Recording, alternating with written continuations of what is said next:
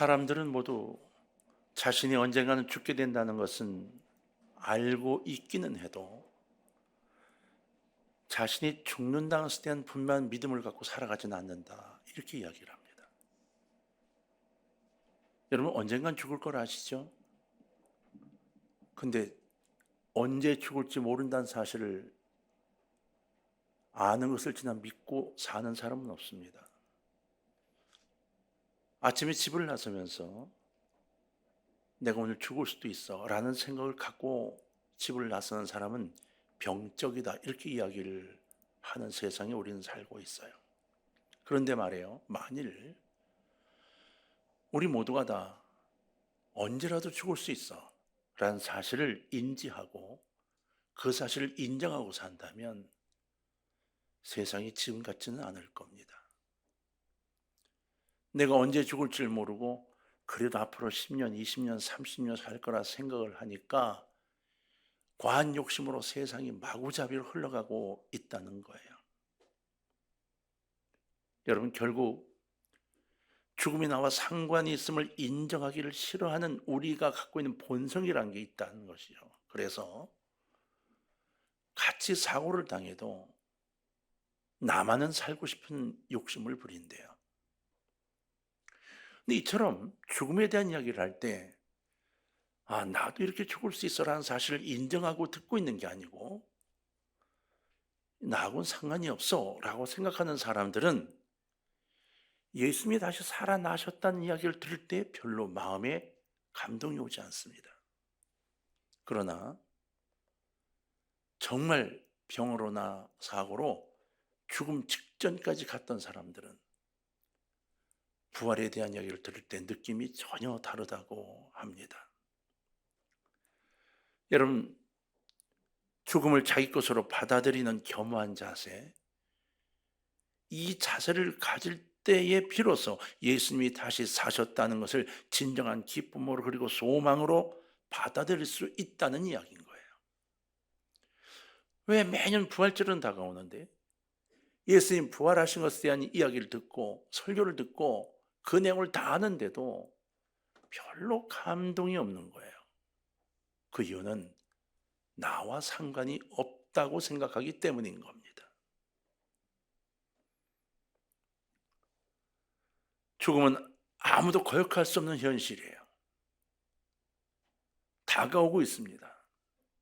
우리 중에 누가 젊으니까 라는 표현과 상관없이 앞으로 얼마 되지 않아 이 땅을 떠날 사람이 있을지도 모른다는 것을 항상 이야기하고 전제하지만 저나 여러분 모두가 다 그것이 나일 거라고 생각하는 사람은 없습니다. 그렇다면 우리는 왜 그 사실을 받아들이지 못하고 받아들이지 원치 않는데도 불구하고 예수 그리스도의 부활에 대해서 알아야 하고 깨달아야 하는 걸까요? 그리고 그 부활을 가슴에 담아야 하는 걸까요? 저나 여러분 모두가 다 어차피 이 땅을 떠나는 것은 절대로 거역할 수 없는 법칙이기 때문입니다. 어떻게 죽느냐, 이게 중요하죠. 왜 죽느냐가 중요하지 않습니다. 대체 우리는 왜 예수 그리스도의 부활에 깊은 관심을 가져야 하는 걸까? 미국의 기독교 작가인 필립 얀시라고 하는 분이 있어요. 많은 글을 썼는데 우리나라에 내가 알지 못했던 예수란 글로 알려진 분이죠. 근데 이분은 자신에 져서 내가 알지 못했던 예수님을 통해서 우리가 왜 부활하신 예수님에 대해 관심을 갖게 되는지, 왜 예수님이 부활하신 사건에 마음이 끌리는지에 대해서 이야기를 하면서 그 이유를 우리가 갖고 있는 속마음과 관계가 있다, 이렇게 설명을 했어요. 곧 죽은 자가 다시 살아난다는 것이 사실이었으면 좋겠어 라는 속마음이 우리에 있다는 거예요. 너나 할 것 없이 죽을지도 모른다는 가능성에 대해 알고 있기 때문에 만약에 죽음을 당해도 살아날 수만 있다면 이라는 기대감을 갖고 있다는 거예요. 죽은 자가 다시 살았으면 좋겠다는 인간적인 바람이 이게 마음에 남아있다는 거죠. 그래서 예수께서 사흘 만에 다시 살아나셨다 하는 말이 귀가 번쩍 뜨이는 메시지가 되었다는 겁니다. 우리 중에서 죽음을 환영한 사람은 아무도 없어요. 그러나 여러분, 이렇게 가정을 해봅시다. 사랑하는 어린 딸이 죽었다고 합시다. 그 딸의 시체를 앞에 놓고 울부짖는 부모의 심정이 어떻겠어요? 아이가 다시 살아났으면 좋겠다는 생각, 그 생각만 있지 않겠어요? 누워있는 이 아이가 벌떡 일어날 것 같지 않겠어요? 그래서 손을 조물조물 거리고 얼굴도 만져주면서 눈을 떠봐, 눈을 떠봐. 그게 부모의 마음이 아니겠어요? 어느 누구라도 그 부모의 입장이라면 부활을 믿고 싶지 않을 사람이 과연 있겠냐고 하는 겁니다. 아마 거짓말이라도 믿을 거예요. 여러분, 사도 바울은 고린도전서 15장 전체를 사용해서 죽은 자가 다시 살아날 수 있다는 사실을 변증하고 있습니다. 바울은 먼저 예수님의 부활이 사실이고 진실이며 성경이 약속대로 다시 살아나신 것을 기록하고 있음을 밝히고 있어요. 3절과 4절을 보면 이렇게 되어 있습니다. 내가 받은 것을 먼저 너희에게 전하였노니 이는 성경대로 그리스도께서 우리 죄를 위하여 죽으시고 장사 지낸 바 되셨다가 성경대로 사흘 만에 다시 살아나사, 이렇게 기록했어요. 예수님의 부활은 어쩌다 일어난 사고나 돌발적인 일이 아닙니다. 자연계 변화의 어떤 의미의 하나가 딱 들어박힌 게 아니라는 거예요. 화산이 터져서 지진이 나서 깜짝 놀라 일어난 게 아니라는 겁니다.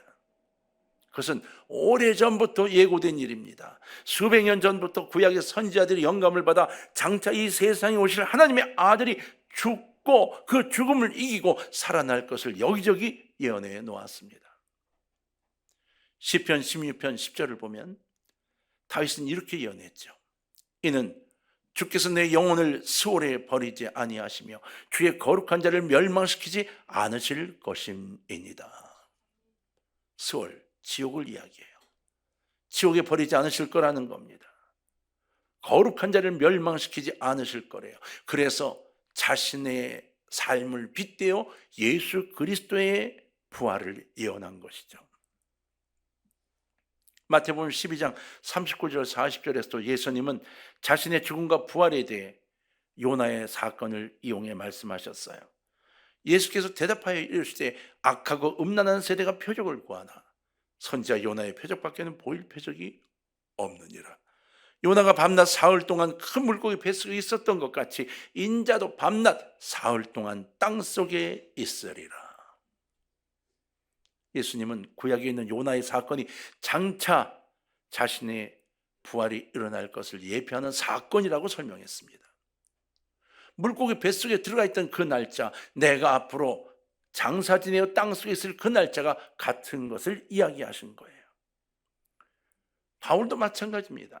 예수님의 부활을 목격한 사람들을 열거하면서 증인들이 얼마나 많은지, 예수가 부활하는 것을 본 사람들이 얼마나 많은지를 설명했어요. 고린도전서 15장 5절로 8절인데 게바에게 보이시고 후에 12제자에게와 그 후에 500여 형제 일시에 보이셨나니 그 중에 지금까지 대다수는 살아있고 어떤 사람은 잠들었으며 그 후에 야고보에게도 보이셨고 그 후에 모든 사람에게와 맨 나중에 만삭되지 못하여 난 자 같은 내게도 보이셨느니라. 다 예수의 부활을 목격한 자들입니다. 바울은 예수님의 부활이 바로 자신의 간증이기도 하다고 고백하고 있어요. 8절에 보니까 맨 나중에 만삭되지 못하여 난 자 같은 내게도 보이셨다 그랬어요. 팔싹동이 같은 나, 미련한 내게도 부활하신 예수님이 만나 주셨다는 거죠. 다메섹으로 기독교인을 잡으러 가다가 만난 부활하신 예수님에 대한 고백입니다. 사도 바울은 예수님이 부활하셨다는 것을 확실히 증언할 수 있는 가장 확실한 간증자였던 겁니다. 내가 부활하신 예수님을 만났으니까, 그리고 음성을 들었으니까, 사울아 사울아 불렀을 때 당신 누구시냐고 물었고, 네가 핍박하는 예수라, 그분을 만났던 것을 기억하고, 이것 때문에 바울은 이 복음을 들고 다니지 않으면 떵떵거리고 살 수 있는 율법자였으며 그리고 철학자였음에도 불구하고 모든 걸 다 던져버리고 다 내려놓고 고생을 하며 복음을 증거하러 다녔던 이유가 무엇인가를 설명하고 있었던 겁니다. 바울은 마지막 목이 독게 잘려 죽을 때까지 복음을 증거했습니다. 마지막까지 예수 그리스도의 부활을 증거했습니다. 어떤 미친 인간이 보지도 못한 사건, 믿지도 않은 사건을 위해 목숨을 내놓으며 이렇게 돌아다니겠습니까? 바울은 부활하신 예수님을 만났던 겁니다. 예수 그리스도의 부활은 진실입니다. 진실이기 때문에 복음은 지금도 땅끝까지 증거되고 있습니다. 북한이나 중국에 있는 지하교회 성도들은 목숨을 걸고 믿음을 지키고 있습니다. 자기 생명을 내어놓고 신앙을 지키고 있는 거예요. 왜요? 진실이기 때문입니다. 예수 그리스도의 부활이 진실이기 때문에 지금도 많은 선교사님들이, 많은 그리스도인들이 다양한 방면에서 복음을 들고 열사의 땅에서, 얼어 죽을 시베리아 땅에서 지금도 주님을 위해 헌신하고 있는 거죠. 지금도 지구상에 있는 수십억의 사람들이 예수 그리스도의 이름을 부르면서 무릎 꿇고 예배를 드리고 있습니다. 여러분, 예수님은 오늘도 살아 계십니다. 예수님의 부활에 대한 믿음은 우리에게 어떤 영적인 유익을 주게 할까요? 첫째, 나도 살아날 수 있다는 믿음과 소망을 갖게 합니다. 인류 역사상 죽었다가 살아난 사람이 상당수 있습니다. 성경의 기록만 해도 수넴 여인의 아들이 있죠, 야이로의 딸이 있죠, 나사로도 있습니다. 그러나 그들은 부활이 아닌 소생이었습니다. 그렇죠? 한번 죽었다가 살아났습니다. 그런데 지금은 만날 수가 없습니다. 또 죽었습니다. 바울이 고린도전서를 기록할 그 당시에는 헬라 철학이 주를 이루고 있는 사상 중에 하나가 부활 불가론이 있었습니다. 말도 안 된다는 겁니다. 다시 살아난다고 택도 없어. 이게 그들 주장 중에 하나였습니다. 사람은 한번 죽으면 절대 다시 살지 못한다는 거였습니다. 고린도 교회 안에 있는 성도들도 마찬가지 이 생각을 갖고 있는 헬라주의를 갖고 있는 이들이 많았죠.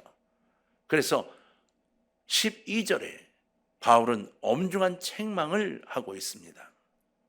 그리스도께서 죽은 자 가운데 다시 살아나셨다 전파되었거늘 너희 중에서 어떤 사람들은 어찌하여 죽은 자 가운데 부활이 없다 하느냐, 이렇게 물었어요.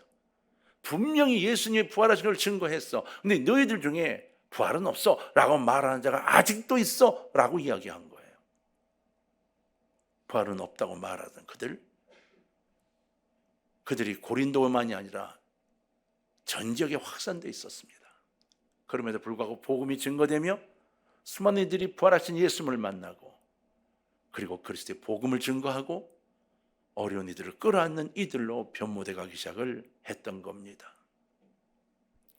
바울은 예수님의 부활을 이야기했어요. 예수님을 봐라, 죽은 자가 살아날 수 있다. 죽음은 절대로 끝이 아니야, 이렇게 전한 거죠. 우리는 여러분 죽음이 끝이 아닌 걸 알기 때문에 우리 부모님들이 예수를 믿지 않고 떠날 때 가슴 아파합니다. 우리가 누군가의 복음을 증거할 때 어느 교회를 나가도 좋습니다라고 증거하도록 부탁합니다. 우리 교회로 오세요가 아닙니다. 어쨌든 하나님을 믿고 어쨌든 천국 가셨으면 좋겠다는 이야기인 거죠. 맞습니다. 그리스도인들이 이기적이 돼서 우리 교회만이란 잘못된 생각을 갖고 살아가면 나중 주님을 만날 때 할 말이 없게 됩니다. 누구든 간에 올바로 된 교회에 가서 주님을 만나고 부활하신 주님을 만날 수 있도록 여러분 입을 여시기를 주의 이름으로 부탁을 드립니다. 바울은 13절에서 17절까지 해서 비슷한 말씀을 반복함으로 자신이 강조하고 있는 예수 부활을 논증합니다. 바울은 그리스도께서 만일 다시 살아나지 못하셨더라면 이라는 문장을 5번을 사용하면서 역설적으로 예수 그리스도의 부활을 강조합니다. 여러분, 우리 모두는 다 죽을 겁니다. 어차피 죽습니다. 그러나 예수님의 부활은 우리에게 소망을 주었습니다.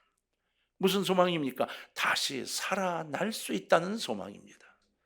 그것도 그냥 살아나는 게 아니라 영화체가 되어 영원히 천국을 꿈꾸며 살아가는 것을 의미하는 거죠. 성경이 말하는 기본적인 이 진리를 가슴이 뭉클할 정도로 감격스럽게 받아들여야만 합니다. 예수님의 부활은 죽은 자가 다시 살 수 있다는 가능성을 우리에게 보여주는 것만이 아니라 우리가 천국을 갈 수 있다는 꿈과 소망을 이루어 줍니다. 참 놀라운 이야기 아닙니까? 두 번째는 예수님의 부활이 우리에게 주는 축복, 바로 우리 믿음과 구원을 확실하게 보장해 준다는 겁니다. 예수 그리스도를 믿는다고 하면서도 구원의 확신이 없는 사람들이 많습니다. 그런데 부활은 확실한 증거를 우리에게 보여주죠. 17절로 19절까지 내용 중에 재미있는 말씀이 나옵니다. 만일 예수님이 부활하지 못했다면 우리 믿음도 헛되고 결국은 망하는 것이다, 이렇게 이야기합니다. 예수의 부활이 가짜라면 우린 지금 뭐하고 있는 거냐, 이렇게 이야기하는 거예요. 아니 이 주일날 아침에 이렇게 나와서 이게 뭐하는 짓들이냐, 이렇게 말하는 거예요. 그러면서 뭐라고 말하냐 하면, 만일 예수의 부활이 없다면 이 땅에 가장 불쌍한 자가 누구다? 바로 나다, 이렇게 이야기하는 겁니다. 이 땅에 수십억의 인구가 그 바보 짓을 하고 있다고 바울이 이야기하고 있는 거예요. 그러면서 그러므로 너희가 분명한 믿음을 가지고 걸어가고 그 확신을 갖고 걸어가고 마지막 주님 오실 것을 확인하게 될 거다라고 우리에게 증언하고 있는 거예요. 여러분, 예수님이 부활하시지 않았다면 이 세상에서 제일 불쌍한 사람이 예수 믿는 사람이다, 이렇게 바울이 이야기했는데 19절에 봅시다. 만일 그리스도 안에서 우리가 바라는 것이 다만 이 세상의 삶뿐이면 모든 사람 가운데 우리가 더욱 불쌍한 자이니라, 이렇게 되어 있어요. 무슨 얘기냐면 예수의 부활이 없고 천국이 없다면 지금 우리가 제일 불쌍하다, 이렇게 얘기하는 거예요. 더 즐길 수 있고 더 많은 걸 쓸 수 있어요. 그런데 어려운 사람들을 돕기 위해 사용하고 기도하느라고 모이고 얼마나 불쌍하냐, 이렇게 얘기하고 있는 거예요. 바울은 예수 그리스도의 부활을 전하려고 여러분 천대와 매질과 고초를 겪으며 결국 로마 감옥에서 고생하다 끌려나와 목이 잘려 죽는 참수형을 당했어요. 왜 그랬을까요? 분명한 믿음을 갖고 있었던 겁니다. 그래서 그 모든 것들이 고난이 아니었습니다. 이 모든 것들이 기쁨이고 감사였다고 고백했습니다. 자기가 살았던 인생이 분투한도 못했다, 이렇게 얘기했어요. 여러분, 바울이 어떤 사람인지 아시죠? 대단했습니다. 나이 17에 이미 서울대 대학원 과정을 다 마친 사람이었습니다. 당대의 천재였습니다. 그저 좀 못생겼다 그랬지 그 머리는 기가 막힌 사람이었습니다. 그럼에도 불구하고 자신의 성공의 모든 길을 분토만도 못하게 여겼던 겁니다. 왜요? 분명히 십자가 달려 돌아가신 예수를 확인했는데 그 예수를 자신이 만났기 때문입니다. 살아있는 예수님을 만났기 때문입니다. 만약 예수님의 부활이 거짓이라면 우리는 정말 불쌍한 인생을 살고 있는 거죠. 그래서 바울이 이렇게 솔직하게 말합니다. 예수님이 부활하시지 않았다면 우리는 정말 불쌍한 사람이야. 그러나 예수님 부활하셨기 때문에 우리는 복된 사람인 거야. 이것이 바울이 우리 전했던 마지막 자신의 가슴에서 들어있는 피 흐르는 이야기였던 겁니다. 예수 그리스도의 부활은 우리에게는 믿음이며 구원의 약속이며 마지막 때 우리에게 있을 휴거의 보장인 것입니다. 이 부활의 보장, 바로 세 번째인데요, 부활은 우리에게도 부활이 있다는 것을 보장해주는 확인인 겁니다. 예수의 부활은 우리로 하여금 나도 부활할 수 있다라는 믿음을 갖게 해서 자신 있게 말하게 하죠. 여러분, 신기하지 않습니까? 예수의 부활을 우리는 보지 못했지만 믿음을 갖고 예수님 부활하셨어요.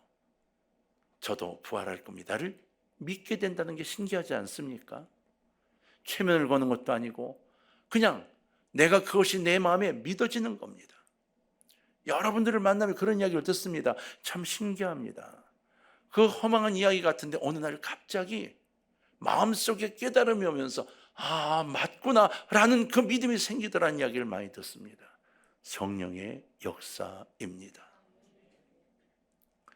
20절로 24절에 보면 그 사실이 이렇게 기록되어 있어요. 20절을 보면 그러나 이제 그리스도께서 죽은 자 가운데 다시 살아나사 잠자는 자들의 첫 열매가 되셨도다.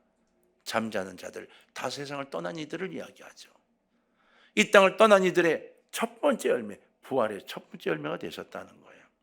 앞으로 우리가 죽어도 잠자는 자들이라는 표현을 들을 겁니다. 왜냐하면 우리는 다시 눈을 뜰 것이기 때문입니다.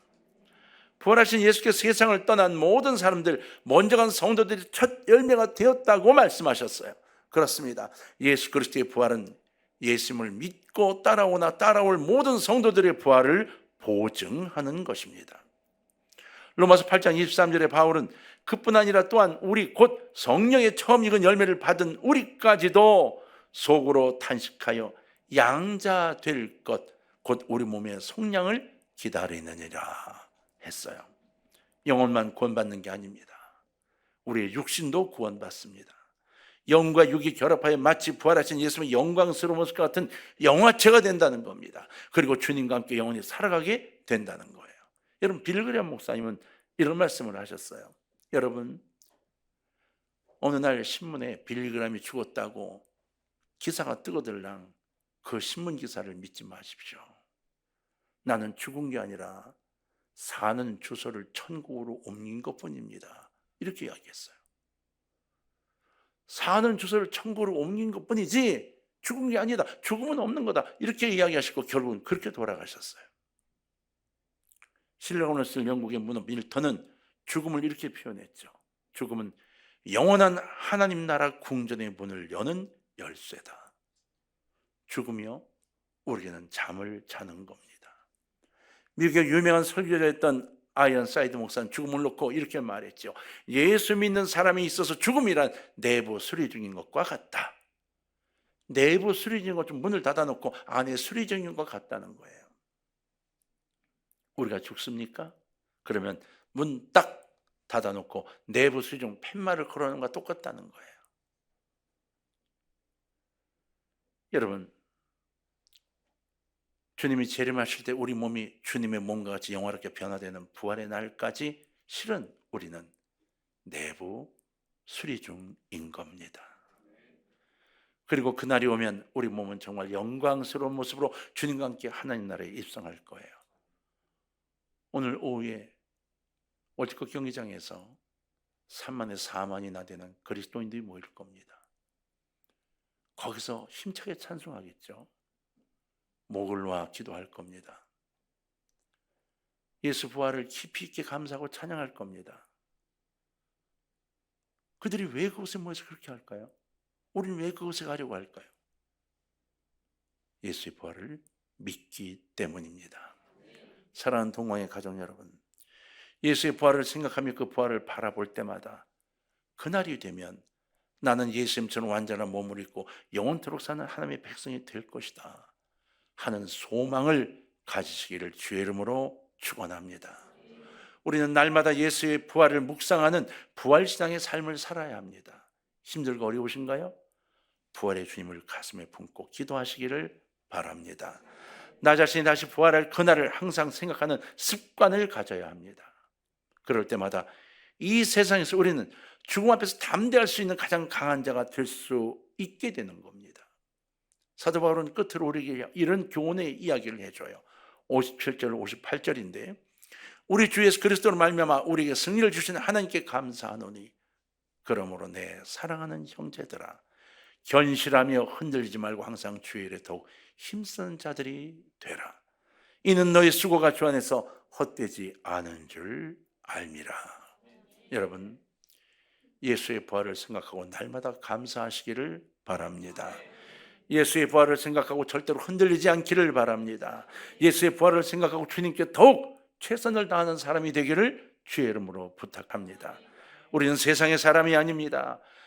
천국의 시민입니다. 하나님께서 우리 모두에게 부활의 기쁨, 부활의 소망, 부활의 능력을 날마다 샘솟듯이 회복시켜 주실 십자가의 군병, 곧 천국의 백성인 거죠. 여러분, 주님의 손잡아 주심이 여러분 모두 임하시기를 우리를 위해 부활하신 예수 그리스도의 이름으로 축원합니다. 힘들고 어려운 세상 내려다보지 마십시오. 올려다보고 꿈과 소망으로 기도하며 걸어가시길 바라고 2024년 다들 어떻게 지낼지는 관심이 없더라도 여러분은 승리할 줄로 믿는 믿음으로 걸어가시길 주의 이름으로 부탁합니다. 하나님은 우리를 사랑하십니다.